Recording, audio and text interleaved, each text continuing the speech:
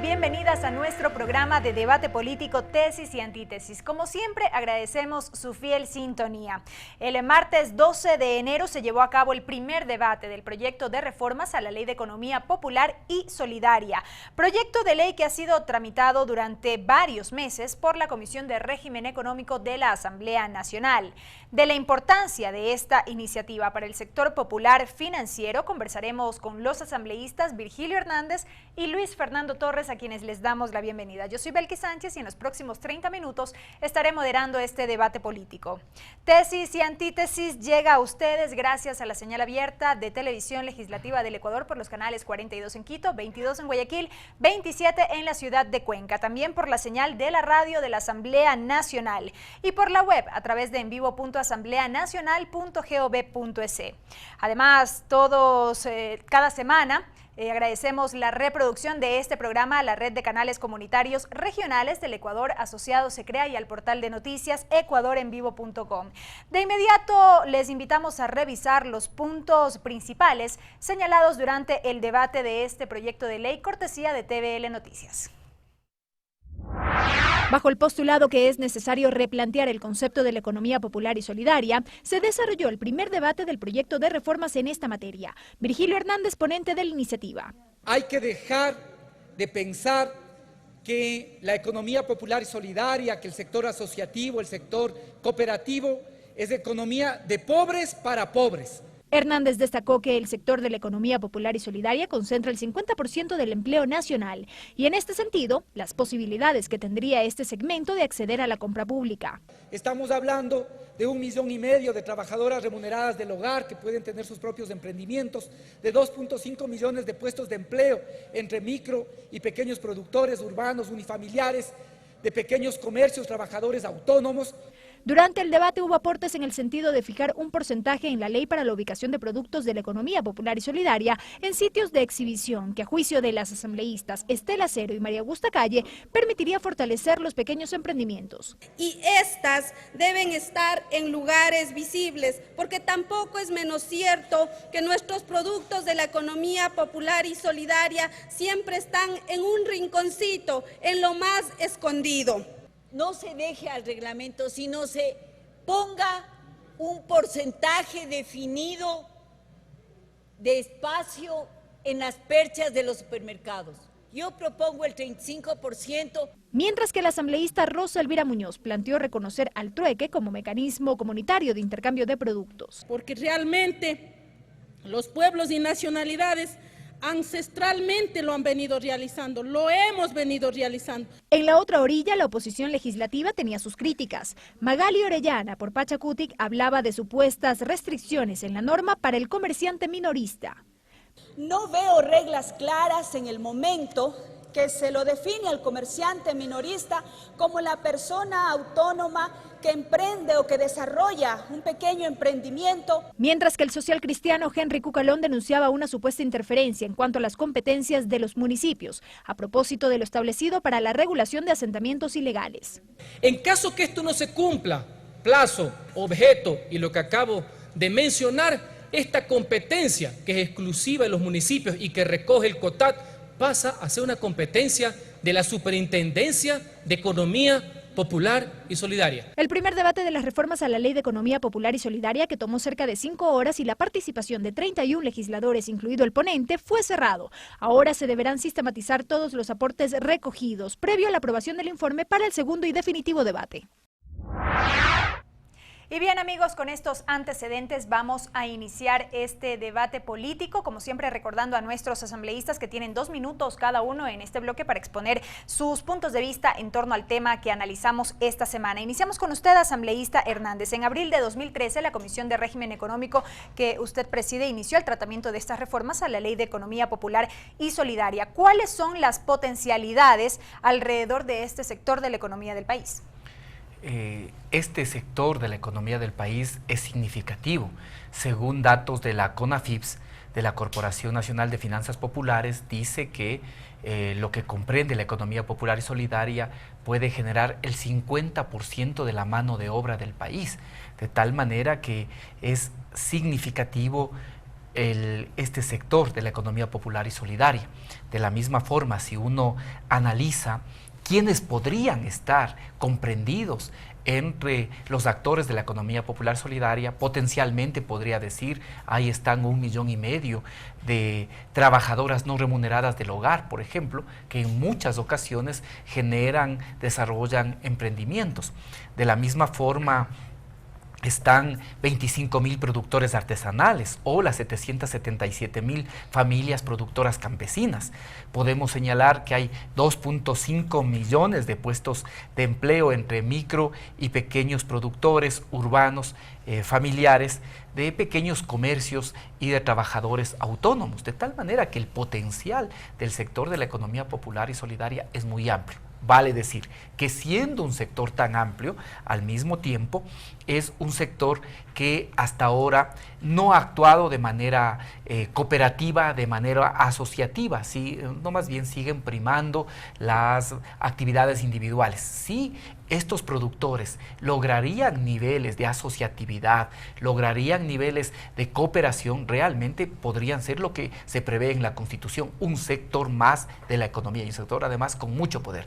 Vean lo que pasa en otros países, por ejemplo como España, en los que hay cooperativas que son capaces de ejecutar los grandes proyectos que se realizan y al mismo tiempo proveer de bienes y servicios que dinamizan la economía de ese país.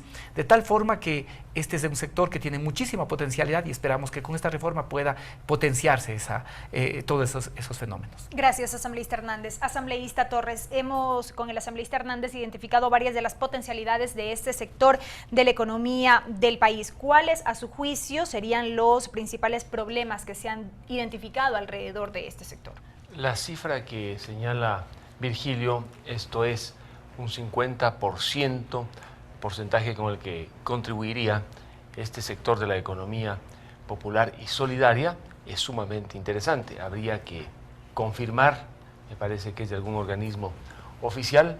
En todo caso, se trata de un espacio social y económico sumamente importante en las zonas urbanas y rurales, y no solamente por lo que importan en la informalidad, sino también en la formalidad, porque muchas de estas asociaciones están debidamente reguladas, otras no, pero tienen un impacto en tareas de orden productivo, artesanal e inclusive agrícola. Este sector puede ser indudablemente uno de los que contribuya de manera decidida a solventar los problemas económicos del año 2016. Para ello, lo que necesita este sector no es una carga de trámites, un verdadero viacrucis de requisitos administrativos, sino la mayor amplitud para que, organizándose, los ciudadanos ecuatorianos puedan alcanzar los objetivos que se proponen en los diversos espacios en los que pueden trabajar estas organizaciones. Ha mencionado Virgilio la importancia, por ejemplo, de este sector en actividades artesanales de todo tipo. En mi provincia, la de Tungurahua, los artesanos del cuero, por ejemplo, 30 segundos. Están algunos de ellos bajo la organización cooperativa y aportan a la economía local y nacional. La ley, en todo caso, excluye al sector financiero. Las cooperativas de ahorro y crédito no están reguladas por esta ley, sino por el Código Orgánico Monetario y Financiero.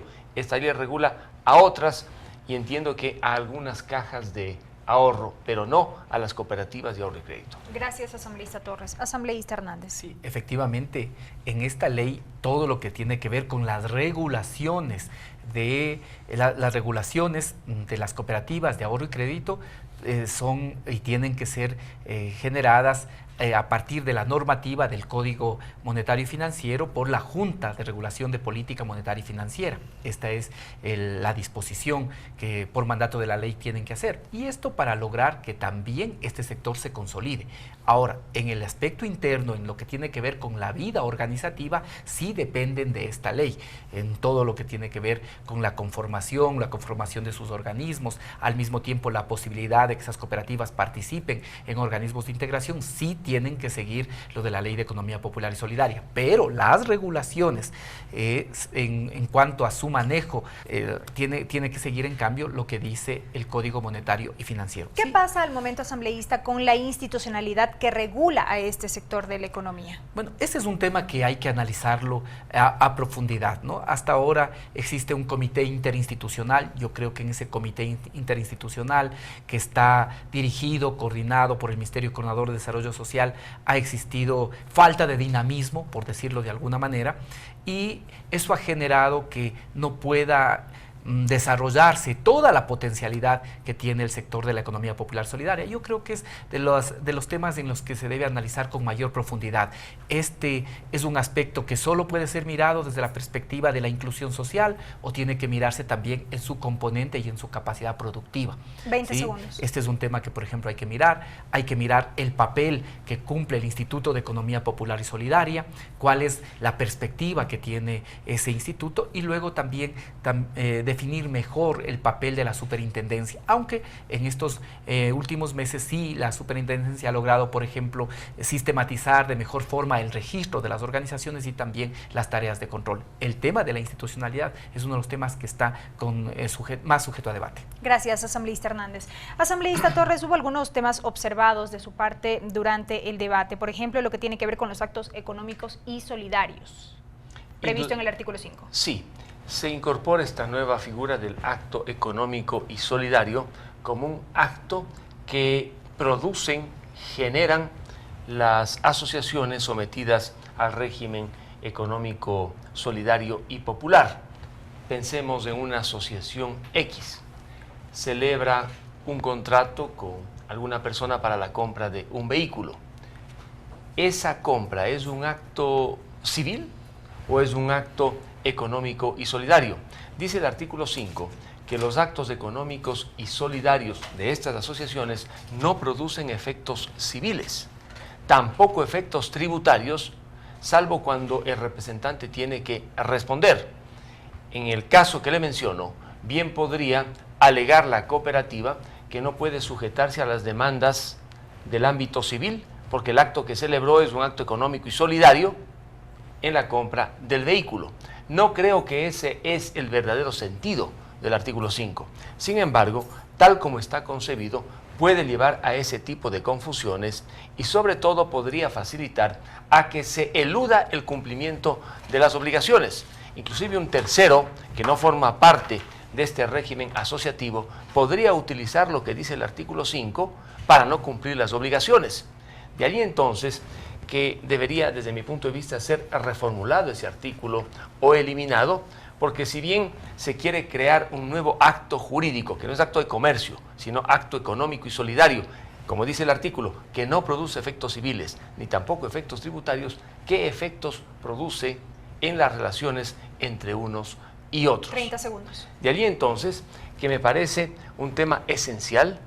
Claro que las asociaciones que forman parte de este régimen no generan actos de comercio por sí mismas, no están sujetas al Código de Comercio, pero sí podrían celebrar contratos con comerciantes.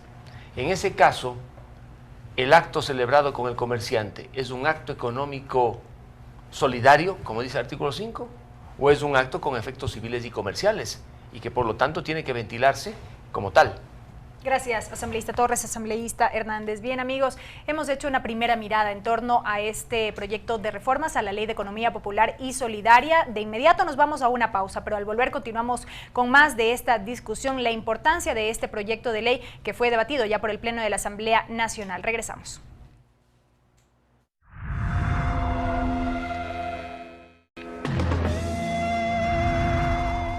Amigos, estamos de regreso con más de Tesis y Antítesis, donde la síntesis les corresponde a ustedes. El tema de hoy, las reformas a la Ley de Economía Popular y Solidaria. Llegamos hasta sus hogares, como siempre, a través de la señal abierta de Televisión Legislativa del Ecuador, la radio de la Asamblea Nacional y, por supuesto, también por ecuadorenvivo.com y la Flaxo Radio.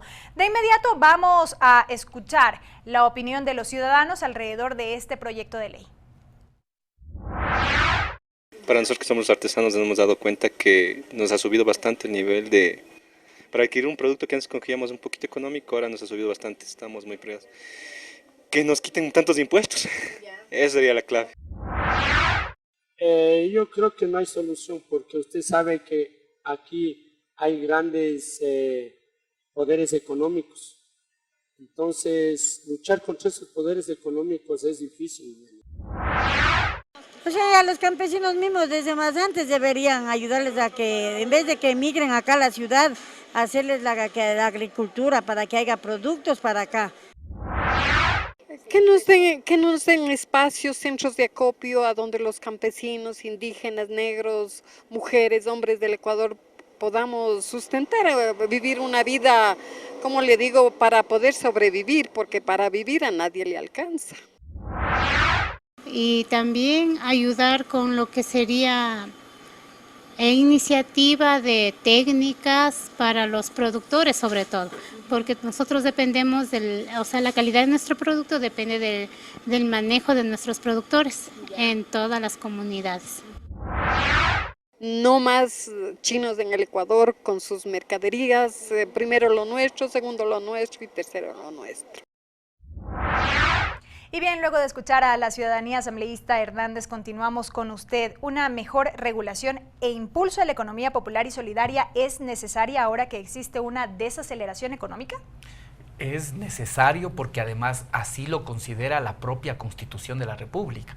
La Constitución señala que hay una forma de propiedad que es la propiedad colectiva, la propiedad comunitaria, la propiedad asociativa, cooperativa. Y creo yo que es necesario dar un impulso a todo lo que significa el sector cooperativo. Para eso es necesario mirar con otra óptica. No puede ser pensado el sector asociativo, el sector cooperativo como una economía marginal para los contratos de ínfima cuantía, únicamente para las ferias inclusivas. Pero no puede así ser. Es como se lo ha visualizado hasta el momento. Pero eso es precisamente lo que hay que romper. ¿Cómo lograrlo? Hay que dejar de pensar que es economía de pobres para pobres. Ajá. Hay que pensar que algún momento las actividades cooperativas, asociativas, pueden realizar grandes proyectos, grandes obras, pueden generar las cooperativas de vivienda, no solo la promoción, sino al mismo tiempo, por ejemplo, pensar en que se pueda construir esas viviendas. Hay en el país importantes experiencias de las que debemos partir y en esta ley se busca recoger, se busca, por ejemplo,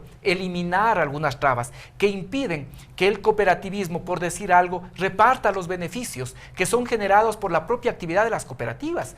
Una disposición tan rígida como la que existe en la ley, y también en el debate existieron aportes sobre eso, lo que hace es que la gente no tenga interés de asociarse, porque lo que se genera están obligados únicamente a que se reinvierta y no hay incentivos particulares. Me parece que esto, por ejemplo, es importante modificar, es importante revisar. Creo que también es importante revisar, y para eso podemos recoger experiencias, una estructura mucho más moderna, mucho más dinámica, que haga posible, por ejemplo, la participación de los ecuatorianos que están en el exterior, que no pueden tener presencia física, pero que sí pueden contribuir, incluso con recursos económicos, para participar en actividades que sean de su interés. Hay que mirar en general cómo funcionan las cooperativas, cómo funcionan las asociaciones que están desarrollando emprendimientos. Hay que buscar que sea un sector dinámico, que genere empleo y que al mismo tiempo permita una alternativa diferente de propiedad para los ecuatorianos y ecuatorianas. Gracias, asambleísta Hernández. Asambleísta Torres. En esta recesión, crisis económica, como se la quiera llamar, la variable del ajuste por ser la economía dolarizada, ha sido la del empleo. El sector público está disminuyendo las personas que estaban enroladas. En el sector privado están liquidando a trabajadores, a empleados, y en consecuencia el 2016 y el año que vendrá, el 2017, se va a requerir de espacios económicos en los que se estimule el empleo y el trabajo. El sector de la economía popular y solidaria en este punto es importante, podría llenar un vacío que han dejado básicamente las instituciones públicas y las empresas privadas, que no logran sostener en un caso el gasto público y en el otro el proceso económico, debido a la grave situación del país. Este espacio de la economía popular y solidaria necesita entonces estímulos, incentivos, menos controles del Estado, regulaciones precisas, por supuesto, para que aquellos que controlan la asociación, la cooperativa, no abusen ni utilicen a los demás socios. Y en este sentido, ¿qué es lo que encontramos en la ley asambleísta? Existe una disposición interesante, positiva, que permite que aquel que se retira de una cooperativa, de una asociación, exija el reembolso de aquello que efectivamente ha entregado o debía recibir. Y si fallece, que sean sus herederos. En muchos casos, las cooperativas se convierten en una suerte de prisiones. Unos se toman el control de la cooperativa y los otros quedan totalmente presos de sus decisiones, muchas veces con dificultad para abandonar la cooperativa, a menos que se haga un trámite administrativo. Y cuando se trata de cooperativas de vivienda, resulta que aquellos que tienen el control de la cooperativa, a aquel que se va no le dan ni los papeles ni la información. Ojalá con esta ley se puedan resolver esos problemas y, por supuesto, garantizar los derechos de los asociados que libremente ingresan y libremente quieren salir. Gracias, asambleísta Torres. Asambleísta Hernández, precisamente este fue uno de los aspectos citados durante el debate, que generó preocupación. Sí, a ver, en primer lugar, señalar que esto de que hay recesión y crisis siempre está en discusión. Hay criterios técnicos que dicen que se puede hablar de recesión cuando existe decrecimiento continuo en algunos trimestres, por lo menos en 2. De igual forma, lo de crisis, ¿no? Se puede discutir mucho sobre esto. Nosotros siempre señalamos que hay dificultades y que la economía ecuatoriana ha sido impactada, sobre todo por efectos externos. También me parece que es muy difícil generalizar y decir que no se requieren más controles. Yo diría dependiendo de qué. Por ejemplo, las cooperativas de ahorro y crédito requieren más controles. Existen 916 cooperativas de ahorro y crédito. No todas tienen la misma situación. Hay unas, las que estaban ya anteriormente reguladas, por ejemplo, por la Superintendencia de Bancos, que tienen un nivel mayor de fortaleza, otras menos. Por lo tanto, ahí se requiere mucho más control. ¿Para qué? Para que la gente también crea en el sector cooperativo, fomente sus ahorros en el sector cooperativo y de esa manera también impulse la potencialidad que existe en estas cooperativas. Lo mismo, tú mismo has señalado los problemas en las cooperativas de vivienda. Ahí, obvio que es necesario más controles. Podemos ver a lo largo y ancho del país los problemas que se generan en las cooperativas de vivienda, la imposibilidad de que esas cooperativas de vivienda legalicen los títulos de las propiedades que poseen. O encontramos cooperativas que pasan años intervenidas, años en proceso de liquidación. Incluso cuando se presenta la intervención y la liquidación es cuando también más problemas se generan. De tal forma que ahí es necesario, por ejemplo, más controles. En otros, efectivamente, creo que la actuación del Estado en muchos casos tiene que ser registrar, catastrar.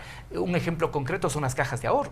Aproximadamente se dice que puede existir unas 12.000 cajas de ahorro, señala la UCABAMPE. Obviamente, ellos lo que requieren es que se les reconozca para que de esa manera puedan acceder a contactos, relaciones con los gobiernos autónomos, con las propias instituciones nacionales. Pero obviamente, que pase a su interior tiene que seguir siendo controlado por sus propios mecanismos de control y de fiscalización. Gracias, asambleísta Hernández. Asambleísta Torres, más allá de estos controles, de lo cual ya hemos hablado, se ha enfatizado en la necesidad de brindar apoyo financiero, en este caso al sector de la economía popular y solidaria. ¿Es de esto posible? Por supuesto, es posible y es necesario. Estas asociaciones tienen muchas veces el problema de acceder a recursos, no tienen la liquidez para emprender sus proyectos y sería indudablemente una medida positiva el que se facilite el acceso de estas asociaciones a recursos económicos. De ahí la importancia de los capitales semilla que se capitales semilla, inclusive los gobiernos seccionales pueden colocar capitales semilla, otras organizaciones. Está bien. Está bien. Pero asambleísta, durante el debate alguna asambleísta manifestaba que no existiría la suficiente regulación en este sentido y por lo tanto eso en ocasiones deriva en un derroche de recursos porque no ha existido seguimiento. Por supuesto, el derroche siempre ocurre cuando hay excesos y cuando falta previsión y por supuesto no son lo suficientemente precavidos los que tienen que gastar. Ello no solamente se debe evitar, sino sancionar. Más aún, en una época de vacas flacas como la del 2016, que haya despilfarro sería completamente inaudito. En el caso de las cooperativas de ahorro y crédito, que no están reguladas en su operación y funcionamiento por esta ley, sí en su constitución, como precisó Virgilio, indudablemente que tienen que multiplicarse los controles. En el centro del país, el año 2015, 2 cooperativas cerraron sus puertas. En la provincia de Tungurahua, la CACPET, en Chimborazo, con incidencia también en Tungurahua, Acción Rural, con perjuicio a muchísimas personas. Esas cooperativas tienen que estar debidamente controladas y reguladas. El Código Orgánico Monetario y Financiero establece ese tipo de controles y regulaciones. Pero otro tipo de asociaciones, digamos, aquella que se constituye por campesinos para desarrollar un proyecto de agua potable rural, tiene que ser, digamos, promovida desde el Estado y no neutralizada con excesivos controles o demasiadas regulaciones. Gracias, asambleísta Torres, asambleísta Hernández. Amigos, nos vamos a una nueva pausa. No se vayan porque al volver estaremos ya con el bloque final de tesis y antítesis. Esta semana analizamos el debate de las reformas a la Ley de Economía Popular y Solidaria y tendremos ya los comentarios finales de los asambleístas sobre este tema. Volvemos.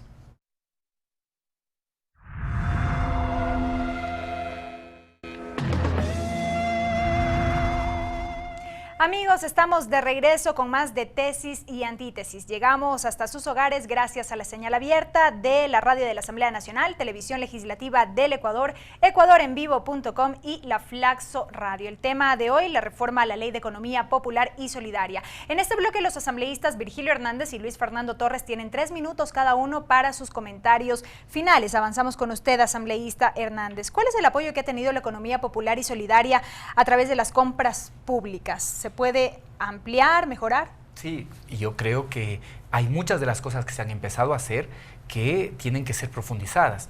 Mire, solo la expedición del Manual de Buenas Prácticas Comerciales por parte de la Superintendencia de Poder del Mercado, que permite el acceso de los pequeños productores a las perchas en los supermercados, ha generado una importante dinámica en este sector y al mismo tiempo ha permitido que los dueños de estos tipos de establecimientos también puedan expandir los productos que ofrecen a los consumidores de tal manera que ha sido de mutuo beneficio. Eso en cuanto al manual de buenas prácticas, y ahí también en el debate se sugería la importancia de establecer un porcentaje para que estos productos provenientes de la economía popular y solidaria consten en los supermercados. Bueno, eso tiene y también que ser, el tema de ubicación, y que no conste en el reglamento. Sí, tiene que ser parte del debate que se viene realizando. Hay que ver si es que efectivamente existe la capacidad para poder abastecer, de tal manera que es importantísima estas sugerencias. Unos han señalado el 15, otros del 35, otros han señalado que sea potestad de la Superintendencia de Poder de Mercado. Me parece que esto es fundamental, pero hay que fortalecerlo, que ahora existe en un manual de buenas prácticas, quizá alguna de esas cosas puede establecerse en la ley. Lo mismo, ya desde que se expidió esta ley, hay cosas y avances positivos.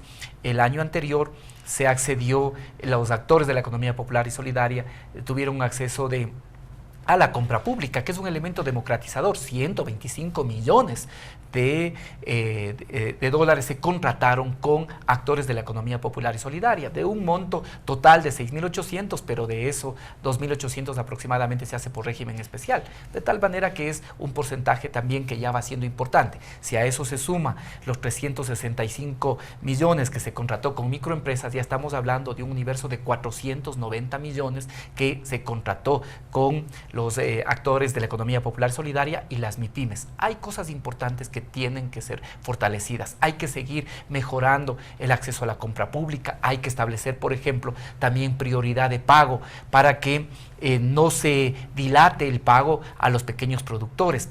Hay necesidad de mejorar la institucionalidad y recoger todas las observaciones que se han planteado, porque todas ellas enriquecerán esta ley y nos ayudarán a tener un sector asociativo y cooperativo moderno, ágil y que contribuya ya como lo hace, pero de manera mucho más organizada a la economía del país. Asambleísta Hernández, nos quedan 30 segundos y otro de los aspectos que también mereció la crítica durante el debate tiene que ver con la transitoria duodécima de este proyecto de ley. ¿Qué señala esta transitoria? Porque allí se mencionaba que podía haber interferencia en cuanto a competencias municipales. Sí, a ver, esta transitoria busca avanzar en la regularización y legalización del suelo urbano. ¿Qué es lo que pasa? Que básicamente esta es responsabilidad, es competencia de los municipios y existen las normas del artículo 486, del 596 del COTAD, establecen las normas, pero muchos municipios no lo hacen y entonces hay cooperativas de vivienda que están por años sin poder resolver. ¿Qué es lo que establecemos? Se genera una transitoria por la cual se le da el plazo a los gobiernos autónomos centralizados para que cumplan lo que deben hacer.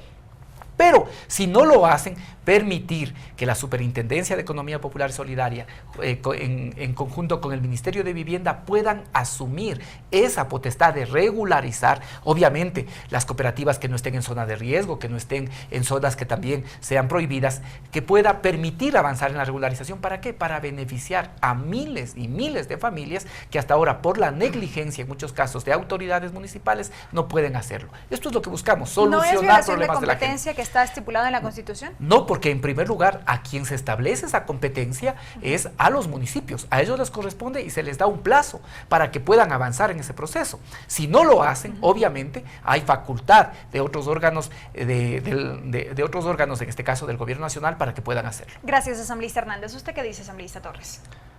En este punto, me parece que la transitoria, si bien tiene un objetivo positivo en la medida en la que busca que se legalicen estos espacios ocupados por ciudadanos, está estableciendo un tiempo, un cronograma a un municipio más allá de lo que se le faculta al Estado frente a los municipios ecuatorianos. Un año, y si no cumple en el año, pierde una competencia un municipio, me parece sumamente peligroso. Y en el caso de zonas, digamos, de riesgo, inclusive se establece en esa transitoria que habrá el derecho de repetición en contra de funcionarios municipales que permitieron que los asentamientos ocurrieran en esas zonas y sectores, cuando en el país conocemos que muchas veces esos asentamientos en esos lugares, en zonas de protección y riesgo, no se dan porque las autoridades locales quieren, sino fundamentalmente porque los ciudadanos van allá y ocupan. De hecho, debería reformularse completamente esa disposición transitoria, debería respetarse la competencia municipal correspondiente. Pero si y no establecer se cumple, asambleísta. Mire, habrá si los municipios no cumplen con esta competencia en este caso. Bueno, en lugar de un año, pues establezca hace 5 años y utilicen verbos distintos, porque si utilizan pues en tiempo imperativo, resulta que las sanciones son graves para alcaldes, concejales y funcionarios municipales que muchas veces van a encontrar dificultades para hacer este tipo de legalizaciones. Este es un tema muy delicado. Esa transitoria sirve para abrir un debate, pero como tal no podría y no debería aprobarse. Además, en el tema de la vivienda popular, si bien los municipios juegan un papel importante frente a ese tipo de asentamientos, ocurre que hay otros procesos realizados y llevados adelante por cooperativas de vivienda en que las cabezas de esas cooperativas no son sino especuladores con dinero de gente pobre y por supuesto con tierras que muchas veces pueden ser objeto de ocupación e invasión. Un minuto. En esos casos debería haber una regulación ya no del municipio, sino de la autoridad estatal correspondiente sobre esa cooperativa. Yo conozco casos en el centro del país de ciudadanos que integraron esas cooperativas.